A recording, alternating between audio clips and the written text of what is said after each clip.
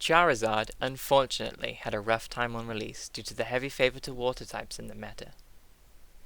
Generation 1 has always been rough for fire types with all the waters, bulky normals, and rock types.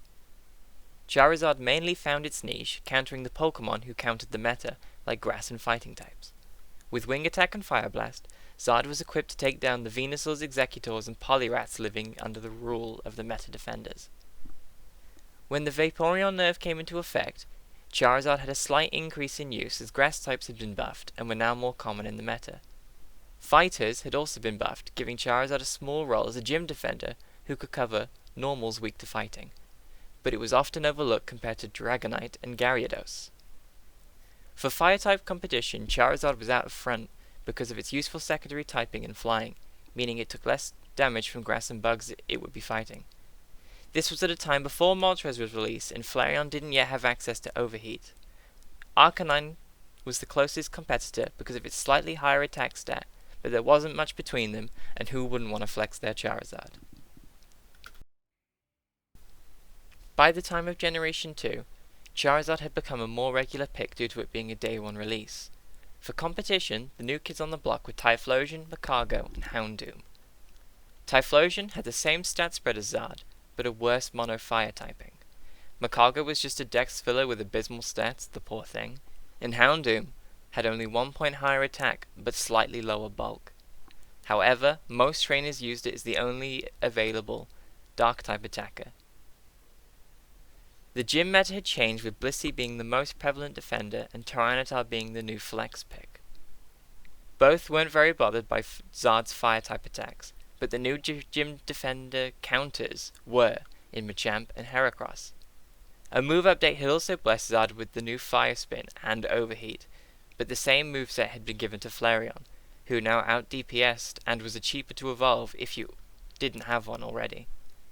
Zard remained a pretty consistent attacker whose flying subtyping gave it an extra set of resistances.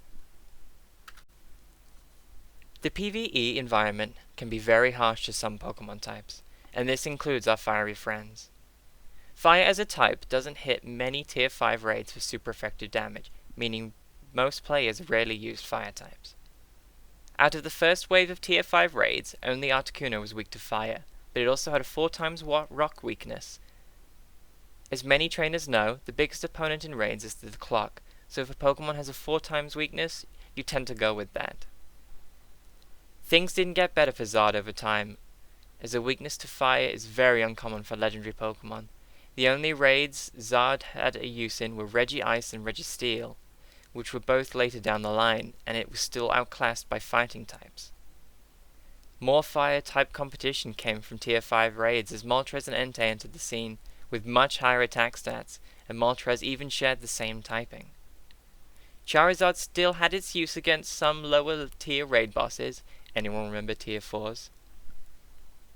Some trainers also didn't have access to level 5 raids due to the lack of players, and there were definitely worse fire types than Charizard. Poor Ninetales. Things didn't get any better for Zard, as Gen 3 brought along Blaziken, who had higher attacking stats compared to Zard, but was also a part fighting type. Packing counter and overheat, Blaziken had a DPS of 13.42, making it the stronger fire starter. Camerupt is a lackluster Pokemon with low attacking stats. Torkoal has decent bulk, but even lower attack, and let's not even talk about Sunny Cast Form. As time went on, Zard slipped further away from the meta, but there were still those loyal to using the Orange Dragon. All hope wasn't lost for Charizard though. Not only did it get an amazing exclusive move in Blast Burn, its shiny also became available, and who doesn't want a Black Dragon? Blast Burn made Zard a competitive fire-type attacker once more, closing the margin to Entei and Moltres significantly. Zard was also in abundance compared to how difficult it was to have a full team of 6 fully powered up legendaries. With both these factors combined, Zard had once again become a staple pick when heavy firepower was needed. That was, unfortunately, until Blaziken received its Community Day. but it was a way less popular shiny than Zard, so it still gets style points.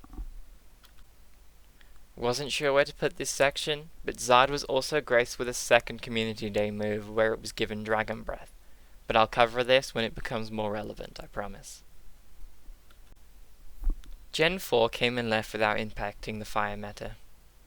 Infernape is a worse Blaziken with even worse bulk.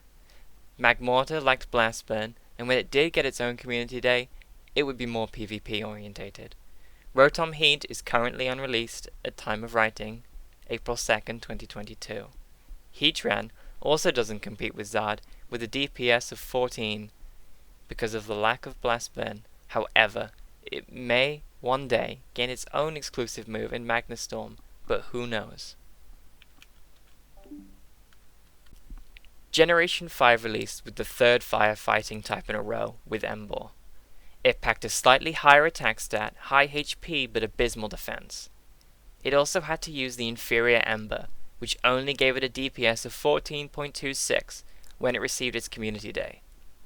Simisear is a regional Pokemon only available in Europe and the Middle East. Darmanitan became the strongest fire type.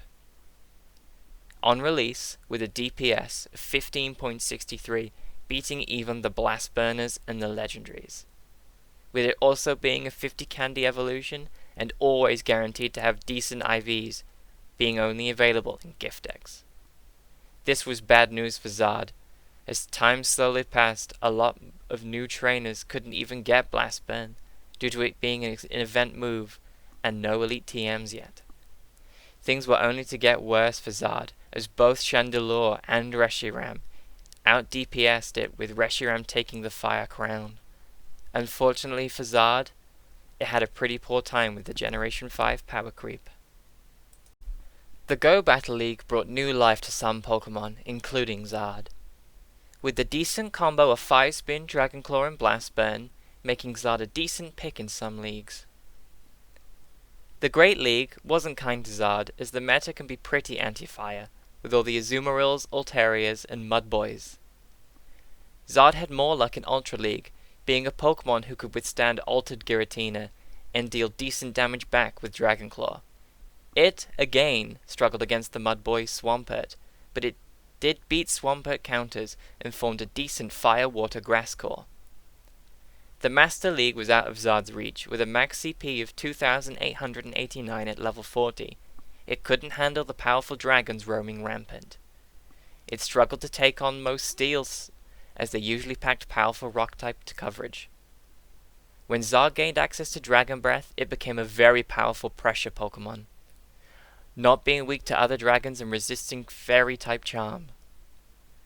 It did, however, lose some matchups when taking Dragon Breath over Fire Spin or Wing Attack due to the lack of damage against Steel types, but this wouldn't be an issue if the opponent's shields were down, as Blast Burn hit like a truck.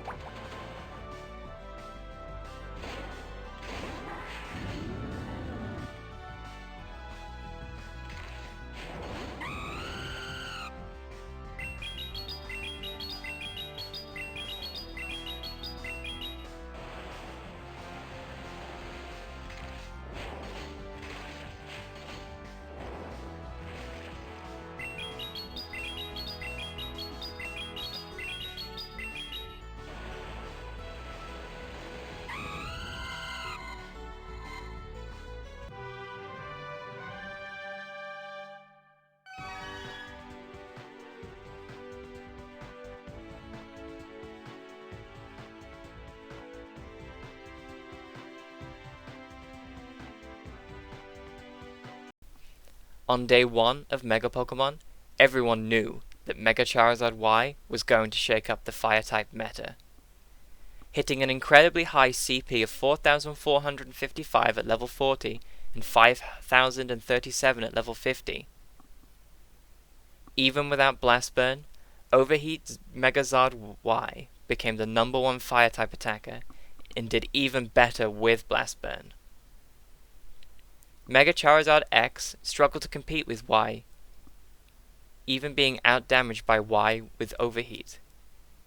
Charizard X's niche came when it gained Dragon Breath, meaning it could now make use of double Dragon stab moves. This made it a decent Dragon-type attacker, being able to boost other Dragon types in raids. While the Megas aren't allowed in regular PvP formats, in custom tournaments, both forms of Zard were very meta picks when allowed. Zard Y has excellent charge move damage, hitting even resisted Pokemon for big damage. Zard X brings fast move pressure and doesn't take super effective damage from the Master League Fairies, hitting them hard with a Blast Burn. Generation 6 didn't add any notable fire types for PvE. Delphox doesn't even match regular Zard for DPS. Talonflame, however, became a big threat to Zard in PvP, especially when it received its Community Day fast move Incinerate. Talonflame became the best fire type to be used in both Ultra League and Great League. Sharing the same type as Talonflame, Zard was pushed out of the meta and more into spicy territory. But it was still a decent Pokemon, and it was better than Pyroar. Shadow Zard is better than regular Zard in terms of DPS, but still loses out to Reshiram, the Shadow Legendaries, and the Megas. Having a Shadow Charizard for PvP is no means a bad option, but for some trainers it's just too expensive to compare to using options like Darmanitan, especially when you need an Elite Charge TM or to evolve it to get its Community Day move Blast Burn. In PvP, Shadow Zard is a definite downgrade to the regular version. Zard is already pretty frail, and being a Shadow makes it more exploitable. Shadow Zard is slightly better in Great League, but it's still not an optimal Pokemon to use, and you'd be better off using something like Talonflame. In conclusion, Charizard has always been a fan favorite Pokemon, and will always be remembered as the Orange Dragon.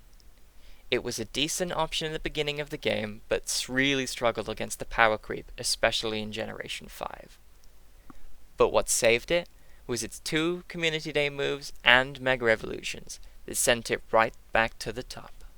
Thank you for watching, everyone. I hope you enjoyed.